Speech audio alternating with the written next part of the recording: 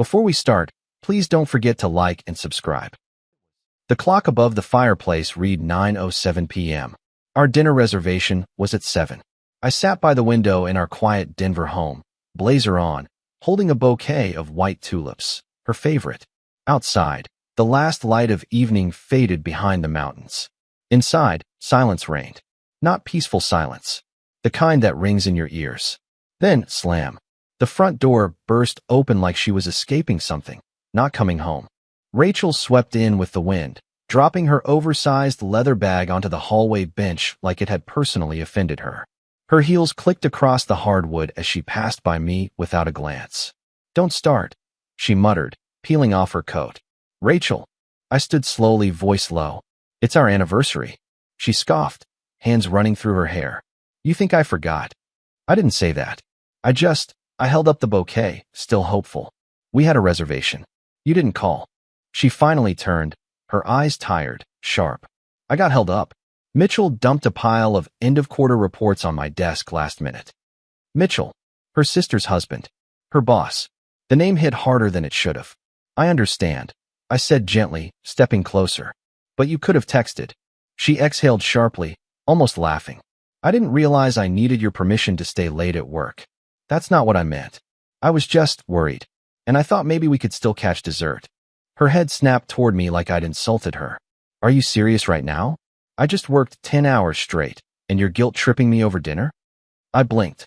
"I'm not guilt-tripping you, Ratch. I'm trying to salvage the night." She crossed her arms, glaring. "No, you're making me feel like I ruined everything. Like I should have been standing here in heels and a dress, waiting to be whisked away like some rom-com character."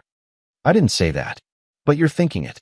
"No, I paused, then quietly set the flowers on the console. "I just missed you tonight." Her jaw tightened. "Well, maybe don't build your whole evening around a fantasy version of me. I'm exhausted, Daniel." My throat tightened. "So am I." We stood there, facing each other like two strangers who used to share a life. Then she turned, muttering under her breath, "Unbelievable," and stormed down the hall. A door slammed. I stayed standing in that hallway, the cold bouquet in the corner of my vision, wondering how a night that was supposed to be about love turned into whatever this was. Funny thing is, my life wasn't loud or dramatic. I'm Daniel Mercer, 39, mid-level project manager at a logistics firm in downtown Denver. I like my routines, morning jogs, Sunday pancakes, crossword puzzles after dinner. I keep our yard trimmed and my desk organized. Nothing flashy, just steady, predictable, safe. But that night shattered something quiet and sacred, and I couldn't help but feel it wasn't just about the dinner. It was about something much deeper and much colder, something that had already started slipping through the cracks. 3 days passed. She never brought up our anniversary. Not a word about the ruined night. The tulips wilted quietly in the kitchen trash, and I didn't press it. Something about her silence told me she'd already rewritten the story in her head, and I was the villain. It was late Wednesday when my phone buzzed. Almost 10 p.m. I was on the couch, half watching a nature documentary, laptop open on my lap, spreadsheets glowing dimly. The call lit up the screen. "Rachel, work." I answered on the second ring. "Hey." Her voice was clipped. "Don't wait up. I've got to stay overnight. Audit week. We're behind." "You're staying at the office?" "Yes, Daniel. Mitchell wants all quarterly expenses finalized by tomorrow morning. I can't argue with the man who signs my checks." Something about the way she said Mitchell didn't sit right. Too familiar. Too easy. I leaned back against the cushions, kept my tone calm. "You want me to bring you dinner or something?" "No," she snapped, then softened. "No, thanks. I already grabbed something." "All right," I said quietly, letting a pause hang between us. "You sure you're okay?" Another pause. Then, "I'm fine. Bye." The line went dead. I sat there a minute longer, phone still pressed to my ear even though the call had ended. I don't know what made me do it. Maybe it was the sudden tension in her voice. Maybe it was the memory of her brushing past me 3 nights ago like I was a stranger in my own home. Maybe it was the fact that I'd never once doubted her in our 10 years together. And suddenly, I couldn't shake the feeling that something was off. I grabbed my coat and keys, locked the door behind me, and drove downtown. It was cold. That kind of Colorado cold that made the city look polished but hollow. Downtown Denver's office district was mostly dark, save for a few high-rises still lit like lonely lighthouses. Rachel's firm, Everson and Carter Capital, was one of them. Sleek, glassy, 5 stories of money and marble and whispers behind tinted glass. I pulled up and saw it immediately. Her silver Volvo, parked near the entrance. I didn't call, didn't text. Just sat there in the quiet hum of my idling car, watching. After 15 minutes, the front doors opened. She walked out slowly, adjusting her scarf, then glanced at her phone. Didn't notice me at first. I got out and leaned against the hood of my car. When she finally spotted me, she froze. "Daniel," she called out, her voice rising with confusion and something else. Irritation. "Hey." I kept my tone light. "Figured I'd drive you home. This part of town gets sketchy this late." Her brows furrowed. "I told you I was staying at the office. You can work from home tomorrow. Come sleep in your own bed." "I can't. I need my car, and I've got files to review." I nodded slowly, then gestured toward the Volvo. "Then leave it here. I'll drop you off in the morning." She folded her arms. "You don't need to do that." "I know." Silence stretched between us like a live wire. She looked down at her heels, then back at the building behind her. "Rachel," I said gently, "get in the car." She hesitated, then finally sighed and walked around to the passenger side. The ride home was quiet. Streetlights flicked past the windshield, casting long bars of yellow light across her face. She stared out the window, jaw tight, arms crossed. I glanced at her briefly. "I'll drop you off tomorrow." She didn't respond. I turned back to the road, letting the silence settle in. But her reflection in the window told me everything. Tense shoulders, clenched jaw, lips pressed into a line. She wasn't just tired. She was hiding something. And now, for the first time in a long time, so was I. The next morning was gray and overcast, sky full of frost, streets still slick from an early snow. I made coffee for 2 out of habit, but Rachel didn't touch hers. She came downstairs already dressed in black slacks and a stiff blouse, barely glancing my way. No makeup, hair pulled back in a rushed twist. Her laptop bag was already slung over her shoulder like she couldn't wait to leave. I grabbed the keys without a word and she followed me out. The silence returned the second the car doors shut. No radio, no small talk, just the hum of the heater and the crunch of tires on salted pavement. A red light caught us a few blocks from her office. I finally broke the silence. "I've been thinking," I said, fingers gripping the steering wheel. "About us." She didn't respond, just kept looking out the passenger window, like the gray skyline might offer her an escape route. "I know things haven't felt right lately," I continued, trying to keep my voice steady. "You come home later. You barely talk. Even when we're in the same room, I feel like we're 100 miles apart." Still nothing. My throat tightened. "Rachel, if something's going on, I need to know. I can handle hard truth. I just can't handle this. This cold wall." She shifted slightly, eyes locked on the glass. Her breath left a faint fog on the window. I waited, gave her space, gave her time, but she never turned to look at me. She never said a word. When we reached her building, she reached for the door handle before I even put the car in park. "I'll walk you in," I offered. "No need." Her first words of the morning were sharp. Final. She stepped out into the cold, walking briskly toward the entrance without a glance back. I watched her until the glass doors swallowed her up, my heart sitting heavy and unused in my chest. I was still sitting there, fingers limp on the steering wheel, when I noticed someone hovering by the sidewalk. A young woman, mid-20s, maybe, wearing a gray coat and clutching a paper folder like it might explode in her hands. Her eyes flicked nervously between me and the building. She took a step closer to the car, hesitated, then knocked lightly on my window. I rolled it down halfway. "Can I help you?" Her voice was low and rushed. "Are you Rachel Mercer's husband?" My body tensed. "Who's asking?" She looked over her shoulder, then back at me. "My name's Emily. I work in admin, 3rd floor. I don't know how else to say this." She held up the folder, then lowered it again, unsure. "Please, can we talk? Somewhere private. Just lunch. That's all I'm asking." I narrowed my eyes. "Why?" Her voice dropped to a whisper. "Because you don't deserve what's happening behind your back." My pulse kicked up. I stared at her for a long moment, then gave a slow nod. "Okay, name the place." We sat in the back corner of a narrow cafe 2 blocks from Rachel's office. The kind of place people use to hide from the world. Low music. Steamed windows. The smell of burnt espresso. Emily wouldn't stop twisting the cardboard sleeve around her cup. I shouldn't be doing this, she whispered for the third time. You don't have to, I said calmly. We can finish our drinks and walk out like this never happened. She shook her head fast. No. If I don't say it now, I won't say it at all. I leaned back slightly. Then start from the beginning. She swallowed. I handle admin support. Schedules. Visitor logs. Sometimes security reviews when IT is out. She hesitated, eyes flicking toward the counter. Last Friday, the cameras on the 4th floor glitched. I was asked to check the archived feed. And I asked. And I saw your wife. The words landed clean. No drama. No hesitation. My fingers tightened around the mug. Doing what? Emily unlocked her phone with shaking hands. Before I show you, I need you to promise something. I met her eyes. What? If this blows up, and it will, I can't be the reason. I'll lose my job. I have student loans. I can't afford to be brave.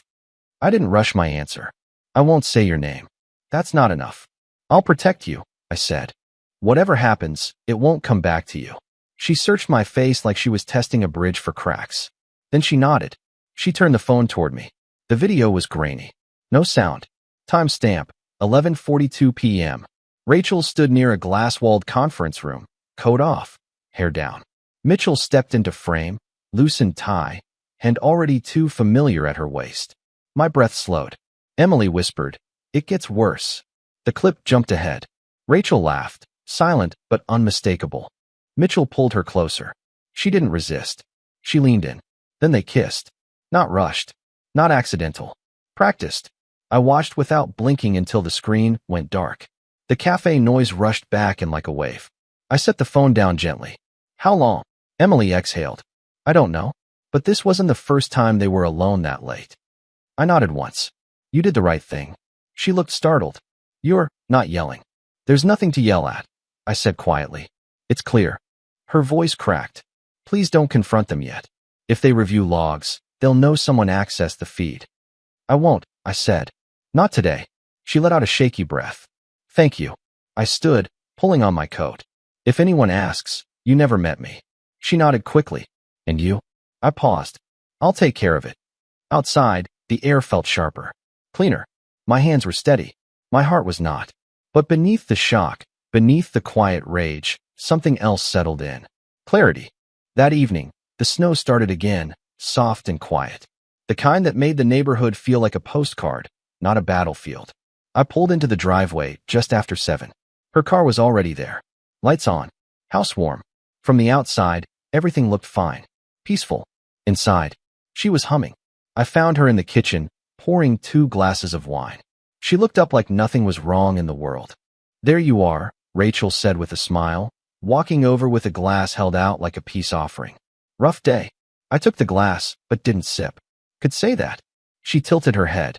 You okay? Are you? Her smile twitched for a second.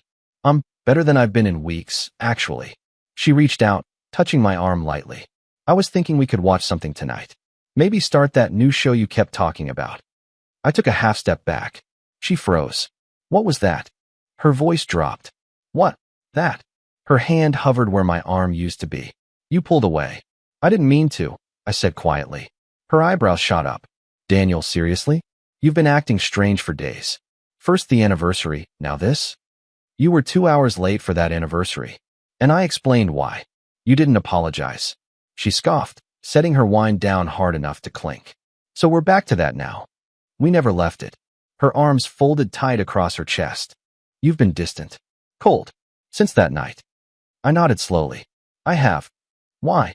There it was. My heart pounded. The video played again in the back of my mind, frame by frame. But I swallowed it all down. I've just had a lot on my mind, I said, voice even. Things don't feel right. Rachel stepped closer, her tone sharp now. No, don't do that. Don't talk in riddles. Say what you mean. I met her eyes. I don't think I recognize what this marriage is anymore. You're blaming me? I'm telling you how I feel. You're accusing me of something. I raised my voice slightly. I'm not accusing you of anything, yet. She froze. What's that supposed to mean? Exactly what it sounds like. Her jaw clenched, breath catching. If you have something to say it, Daniel. I stared at her and said nothing. She laughed bitterly, turned on her heel, and stormed down the hallway. "You don't get to do this," she yelled over her shoulder. "You don't get to act like the victim when you won't even tell me what's wrong." I stayed planted in place. "I'm not acting," I said just loud enough. The bedroom door slammed. I stood there in the hallway for a long minute, the taste of that moment still bitter on my tongue. Then I grabbed the old throw blanket from the closet, laid it out on the couch, and sat down. I didn't sleep. Not even a minute. I just stared at the ceiling, the house silent except for the wind and the faint hum of the fridge. Because now I had proof. Now it was real. But if Rachel wanted to play games in shadows, she wasn't ready for what I was preparing to do next. Friday afternoon, I took an early lunch and drove across town to a part of Denver that hadn't changed much in 20 years. Quiet streets, creaky traffic lights, and red brick buildings with brass plaques that hadn't seen polish since the early 2000s. I parked in front of a small law office tucked between a barber shop and an insurance firm. The sign read, Harris & Wren, LLP. No flash, no marble, just a plain door and a name I trusted. Harris had been my father's attorney before he retired. A calm, soft-voiced man in his 60s who still wrote things down on yellow legal pads and carried the kind of authority that didn't need raising his voice. He looked up as I walked in, and his face softened with something like concern. "Daniel Mercer," he said, standing to shake my hand. "It's been years. What brings you in?" I sat across from him, heart steady. Something I didn't see coming. He nodded. That's usually how it goes. The office smelled faintly of old leather and coffee. A wall of books towered behind him. Real books, not just decoration. "I need to ask questions," I said. "But nothing leaves this room." He didn't blink. "Client confidentiality. Always." I pulled out my phone, opened the folder Emily had sent me, and slid it across the desk. He watched in silence as the grainy clip played. Rachel, late at night, Mitchell's hand on her hip, then lower, the kiss. When it ended, he looked up and asked, "Is this time stamped?" "Yes. Night of the audit." She told me she was working late. "And the man in the video?" "Mitchell Carter, Rachel's boss, and her sister's husband." Harris whistled under his breath. "That's a grenade. What do you want to do with it?" I leaned forward. "I want out Harris. But not like this. I don't want a public scandal. I don't want tabloids. I want my dignity intact, and I want the truth to matter." He tapped his pen twice against the pad. "You want a clean exit. No screaming. No spectacle." "That's right." He scribbled a few notes, then looked back at me. "There's a path, but it starts with one move. Send this video to the company's shareholders. Not HR. Not Mitchell. Not your wife. Go over their heads. Quietly. The board can trigger a formal investigation, and from there, policy takes over. And Rachel, if she's involved, she'll be forced to resign. Mitchell, too, especially if there's proof of favoritism or misuse of authority." I nodded. "And the woman who gave me the footage, her name's Emily. She's just an admin. She wasn't supposed to see it. She risked everything by telling me." Harris looked at me closely. "You want her protected? She's not a pawn in this. She did the right thing. That has to mean something." "I can add a provision," he said. "If shareholders act on the video, I'll insert a clause. No internal retaliation against whistleblowers." "Good." He leaned back in his chair, steepling his fingers. "You're calm, Daniel. Most men in your shoes want fire and blood." "I'm not most men," I said. "I want truth, not revenge." Harris smiled faintly. "Your father would have liked that answer." I didn't respond, just stared at the stack of documents he was already preparing. A weight started to shift in my chest. Not gone, but moving. "So what happens now?" I asked. "I draw up a formal statement. We send the evidence, anonymous if you'd prefer, to the shareholder committee. Once it's filed, it's out of your hands. And Rachel, she'll find out soon enough." I nodded, stood, and shook his hand. "Make sure Emily stays safe," I said. Harris met my eyes squarely. "You have my word." I left the office with the snow beginning to fall again, quiet and deliberate. The world looked the same, but something had shifted. I wasn't reacting anymore. I was steering. Saturday morning brought a strange kind of stillness to the house. Rachel had left the night before for a 2-day strategy meeting in Chicago. I didn't ask for details. She didn't offer any, and that was just fine with me. For the first time in weeks, I poured coffee in silence. No tension boiling under the surface, No glances across the table that carried hidden meanings. Just the sound of a spoon clinking gently against a ceramic mug. I was halfway through my second cup when the doorbell rang. I opened it to find Amanda, Rachel's sister, standing on the porch in her usual joggers and windbreaker, her blonde hair pulled into a tight ponytail that always seemed 1 hour overdue for a retouch. She wasn't smiling. "Hey, Amanda," I said, holding the door open. "Wasn't expecting you." She stepped in without waiting for an invite. Clearly, I closed the door behind her as she marched toward the kitchen like she still lived there. "I called Rachel last night," she said, spinning around to face me. She sounded exhausted. "You didn't even drive her to the airport?" "She took a cab." Amanda narrowed her eyes. "You've been distant. Cold. For weeks." She's mentioned it. I took a long sip of my coffee and didn't say a word. She planted a hand on her hip. "What's going on with you two?" I set the mug down gently on the table and looked up at her. "You haven't heard the news about your husband yet." That stopped her cold. Her face paled instantly, as if I'd flipped a switch that drained every ounce of color from her skin. Her mouth opened slightly, then closed again. "What are you talking about?" she whispered. I didn't raise my voice. Didn't change my expression. "Maybe sit down." "No," she snapped. "Just tell me." I leaned forward slightly. "Amanda, you need to prepare yourself. What's coming isn't just between Rachel and me. And if you go digging too fast, you're going to learn it the hard way." She instinctively pulled out her phone, fingers trembling as she opened her messages. "Amanda," I said, voice steady. "Don't. Not yet." Her hand froze above the screen. "There's a process in motion. People you care about are going to fall hard. And I don't want you getting crushed by the collapse." She blinked rapidly, lips trembling. "This is about Mitchell, isn't it?" I said nothing. That silence told her everything. Her hand slowly dropped to her side. She didn't sit down, didn't cry, just stood there in my kitchen, staring through me like I'd just opened a door she never wanted to look behind. "I need to go," she whispered. "Amanda, I need to be alone right now." I walked her to the door. As she stepped outside, I offered one final word. "Wait before you act. Trust me, you'll want the whole truth." She gave a hollow nod, then walked down the driveway without looking back.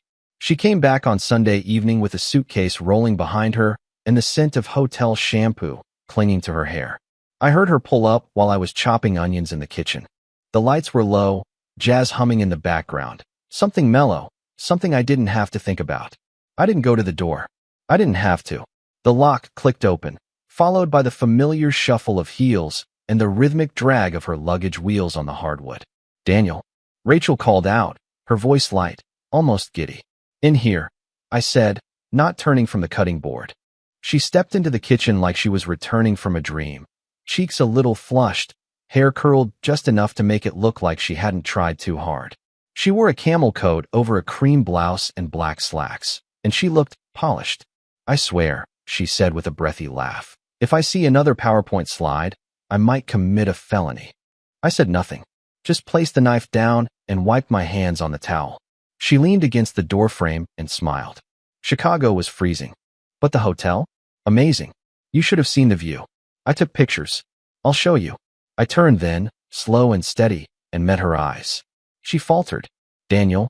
she asked, blinking. "What's wrong?" I reached into my pocket and pulled out my phone. She tilted her head slightly, trying to read my expression. "Are you okay?" I unlocked the phone, scrolled to the folder Emily had sent, and tapped the clip.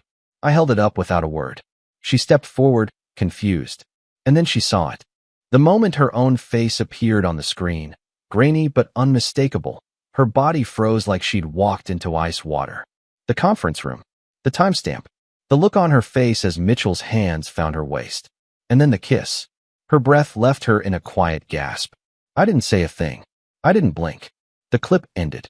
Rachel stared at the dark phone screen like it might come back to life and save her. Her voice was barely audible. Where did you get that?" Still silent, I set the phone down on the counter. She took a step forward. "Daniel, please. I can explain." I looked at her, really looked, and something surprising happened. I didn't feel anger. I didn't feel panic or heartbreak. I felt peace. Like the moment you finally name the illness that's been dragging you down. A calm that comes not from comfort, but from clarity. She stepped toward me again, her eyes wide, glossy. "Say something." I turned and walked to the back door. Daniel, wait, but I didn't. I stepped outside, onto the back porch, and let the winter air hit me square in the chest. It was snowing again. Light, soft flakes drifting down like feathers. The yard was covered in white, untouched. Behind me, through the sliding door, I could hear her start to cry. Not the loud, dramatic kind, but the quiet, breathless sobs of someone who'd just watched the foundation crack under her feet. I leaned on the railing, breathing in the cold until it burned. And for the first time in weeks, maybe months, I didn't feel stuck. I felt still. Rachel was inside falling apart, but I was outside, finally beginning to rebuild. I didn't wait. Not until morning. Not until tempers cooled or explanations were rehearsed. I left Rachel sobbing in the living room and drove straight to Amanda and Mitchell's house. The cold outside couldn't touch what was already burning beneath my skin. Their place sat at the end of a quiet cul-de-sac in Greenwood Village. Porch light on, curtains drawn. A home that, to anyone else, looked calm and ordinary. But I knew better. I didn't knock. I walked straight up the path and opened the door. Inside, the chaos had already started. I heard shouting echoing down the hall. Sharp. Ugly. Don't you dare flip this on me. Amanda screamed. You think I planned this? You think I wanted your sister hanging around every late night like some? There was a crash. Something ceramic shattered. I stepped inside and closed the door behind me. Mitchell appeared first, storming out of the hallway like a bull with nowhere to charge. His shirt was wrinkled, face red, hair a mess. His eyes locked on me like a target. What the? You think you can just walk in here? He barked, storming toward me. I didn't flinch. You and I need to talk. He didn't stop. Get out of my house. I stood my ground. Not until Amanda hears this from both of us. That's when he lost it. Mitchell lunged, shoving me hard. You think you're the victim? You've been snooping around like a little. I shoved him back, square in the chest. He stumbled into the wall behind him, caught himself, and lunged again. But this time Amanda was between us, both hands on his chest, her voice cracked and trembling. Stop it. Both of you. Stop. He backed off, chest heaving. Amanda turned to me, eyes wild. What is going on? I looked her in the eye. Rachel confessed. She went still. Everything, I said. The nights at the office. The meetings that weren't meetings. The video. Amanda's knees gave out before she could make it to the couch. She collapsed onto the armrest, one hand to her mouth. Her voice came out broken. A video? I nodded. Surveillance. They weren't careful. She didn't cry, not at first. She just sat there, blinking, breathing like each breath might choke her. Behind us, Mitchell stood still, jaw tight, trying to recover some sense of control. I didn't mean for it to happen, he muttered. It wasn't serious. Amanda finally turned her head toward him. Not screaming, not crying, just one word. Quiet. Out. He blinked. Amanda. She stood, trembling but upright. Get out of this house. Right now. Mitchell looked at me, then back at her. This is still my house. Her voice dropped an octave. Then I'll leave. But I'm not staying under the same roof as a man who used my sister to escape his own failures. He stared for another long second, then grabbed his keys and stormed out the front door, slamming it behind him. Amanda stood still for a moment, then crumpled back onto the couch like her legs had given out for good. I moved to the kitchen and poured her a glass of water. She didn't take it, just stared at the carpet. This whole time, she whispered, I thought the tension between you two was about you, about the marriage slipping, or distance, or whatever. But it was us. It was here. I sat down across from her. She finally looked up, tears now tracing clean lines down her cheeks. Thank you, she said, for not letting me stay blind. I nodded slowly. I didn't want you to find out this way. She gave a hollow laugh. There's no good way. We sat there for a while, two people who hadn't asked for the destruction, but were left sorting through the pieces anyway. It was past midnight when she finally stood and grabbed an extra pillow from the hallway closet. You're not driving home tonight, she said, gently but firmly. Guest room's clean. I didn't argue. I was too tired to explain why the thought of going home made my chest feel heavier. Amanda paused before walking down the hall. Everything's changed, hasn't it? Yeah, I said quietly. But maybe that's not a bad thing. She nodded, wiped her face, and disappeared into the dark. I lay awake for a long time in the guest room, listening to the wind push against the windows. The house creaked like it was adjusting to a truth that had been hidden too long. And for the first time in this whole mess, I didn't feel like the broken one.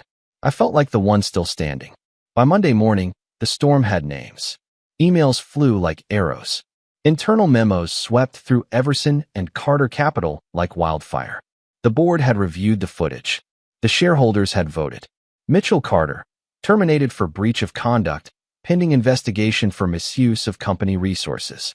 Rachel Mercer, dismissed for policy violations, conflict of interest, and failure to disclose inappropriate relations with a senior executive. It was official, fast, brutal. The firm moved quickly, not for morality, but for optics. By Tuesday, an external audit was underway. By Wednesday, my lawyer filed the divorce petition. No press, no drama, just sharp signatures on formal pages. Everything quiet and legal, the way I wanted. Rachel didn't fight it. She signed the papers with the same tired, vacant stare I'd seen that night in the kitchen after I showed her the video. We didn't speak during the first hearing. She barely looked at me. Amanda, now living with her parents, texted me a simple, "Thank you again." Some truths hurt, but lies rot everything. I showed up to every court date with calm precision. Dressed neat. Spoke only when needed. I didn't gloat. I didn't break.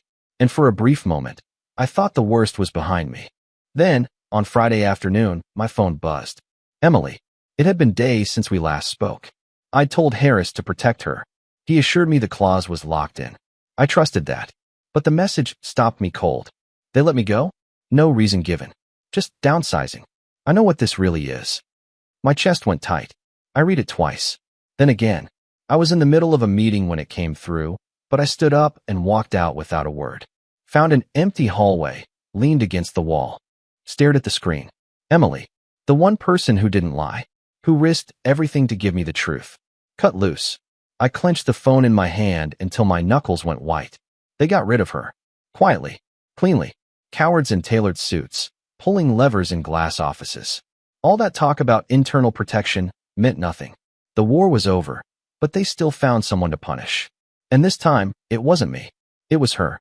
I sat at my desk in the new office, a clean space with floor-to-ceiling windows and a coffee machine that worked better than it should. The city outside was quiet, coated in a thin layer of snow. But inside, my thoughts wouldn't settle. I'd stared at the same spreadsheet for 20 minutes, eyes scanning rows of numbers I couldn't feel. The hum of soft conversation, the tapping of keys, it all blurred into the background. Emily's message sat open on my phone, her words as clear as when I first read them. They let me go. No reason given. My stomach twisted again. She had no union, no shield, no scandal behind her name. Just silence from management and a locked security badge. And me? I had a new job. A fresh start. A title with more weight and a corner office with a view. But none of it felt right knowing she was out there. Cut loose for doing the one honest thing in a room full of liars. I stood up and left the office. Down the hall, I found Marcus, my new supervisor, sharp suit, but real eyes.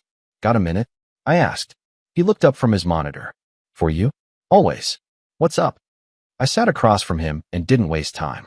I need to make a hire. Junior admin level. Someone with real backbone. He raised an eyebrow. Anyone in particular? I nodded. Her name's Emily Lake. Early 20s. She worked for my wife's old firm. She saw something she shouldn't have, and instead of burying it, she did the right thing. Marcus leaned back, listening. She lost her job for that. I continued. No formal charges. No HR review. Just erased. What position exactly are you looking to fill? He asked. Anything that gives her a desk, a badge, and a shot. He smiled faintly. That's easy. Consider it done. If she's got your trust, that's good enough for me. I nodded, stood, and extended a hand. Thank you. Glad to be part of the repair, he said. Back at my desk, I typed out the message slowly, carefully. Start Monday. You have a place here. I stared at it for a second, then hit send. Across the city, I hoped she felt it. That at least one person saw her, respected her, and would fight for her, like she'd quietly done for me. Outside the window, snow had begun falling again, slow, deliberate flakes dancing down between the rooftops. The city moved beneath it, unchanged. But I was not the same man I'd been even a month ago. I didn't burn anything down. I didn't scream. I didn't get even. I just told the truth. Protected who deserved it. Let the rest fall. There's a kind of strength in that. Not the loud kind. The quiet, rooted kind. The kind that stays. And as I watched the snow blanket the world outside, I realized something simple and certain. They tried to twist me into something bitter, but I never let them. And that's why I won. And that was the end of my story. Emily took a risk most people wouldn't. She stepped forward when staying silent would have been safer. She did it for me, a man she barely knew. If you were in her shoes, would you have done the same? Let me know in the comments. And if this story hit something in you, make sure to like and subscribe. I've got more to share.